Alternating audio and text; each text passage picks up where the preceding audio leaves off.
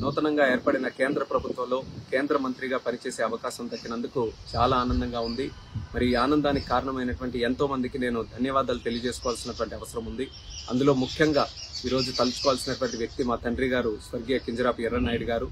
ఆయన చనిపోయిన దగ్గర నుంచి కూడా నాకు నిరంతరం వెన్ను తట్టుతూ పైనుంచి ఆశీర్వాదం ఎప్పుడు కూడా అందిస్తూనే ఉన్నారు. అలాగే ముఖ్యంగా మరి నాన్నగారు చనిపోయిన దగ్గర నుంచి హక్కును చేర్చుకొని నాకు నిరంతరం గైడెన్స్ సపోర్ట్ అన్ని ఇస్తున్నటువంటి మా అధినాయకుడు నారా చంద్రబాబు నాయుడు గారు, అలాగే నాకు సోదరుడు భావంతో చూస్తున్నటువంటి మా లోకేష్ అన్న గారు, అలాగే పవన్ కళ్యాణ్ గారు, అలాగే మన నరేంద్ర మోదీ గారు, మరి ముఖ్యంగా మా బాబాయ్ అచ్చెన్నాయుడు గారు, మా కుటుంబ సభ్యులు, మా అమ్మ, అలాగే మా సతీమణి అందరూ కూడా ఎన్నో త్యాగాలు చేసి ఈరోజు నేను 3 సార్లు గెలవడానికి కారణమయ్యారు. మరి ఈరోజు ఇంత స్థానంలో ఉన్నానంటే దానికి ప్రత్యేకమైనటువంటి కారణం మా శ్రీకాకుళం జిల్లా ప్రజలు. మీరు నా మీద చూపిస్తున్నటువంటి ప్రేమ అభిమానం ఎంతవరకు తీసుకొని వచ్చిందో ఈరోజు ప్రత్యేకంగా మీరందరూ కూడా చూస్తున్నారు.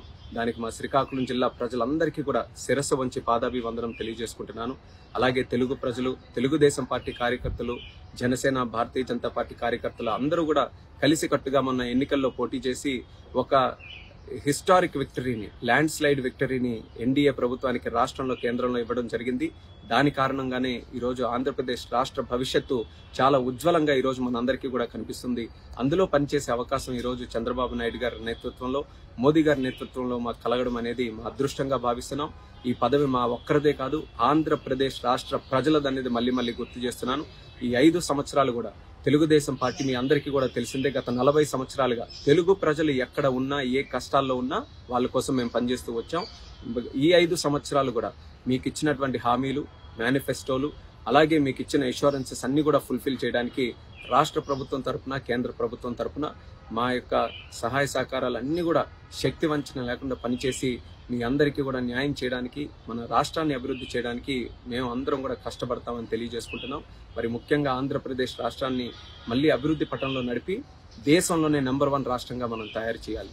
అదే మా అందరి తాలూకు లక్ష్యం. దానికి కేంద్రం నుంచి ఎంతవరకు అవకాశం ఉంటే సహకారం పొందాలి. అలాగే దేశ నిర్మాణంలో ప్రధానమంత్రి గారు కూడా భారతదేశాన్ని ఒక ఉన్నతమైనటువంటి స్థానంలో ప్రపంచంలో నిలబెట్టాలని ఆయన కూడా కృషి చేస్తున్నారు. ఆయనకి కూడా సహకరిస్తూ రాష్ట్ర భవిష్యత్తు గురించి నిరంతరం పోరాటం చేస్తూ మీ అందరితో పాటు ముందుకు నడుస్తాం. మరి ఈ స్థానం కల్పించినటువంటి ప్రతి ఒక్కరికి కూడా మరొకసారి నా ధన్యవాదాలు తెలియజేసుకుంటున్నాను.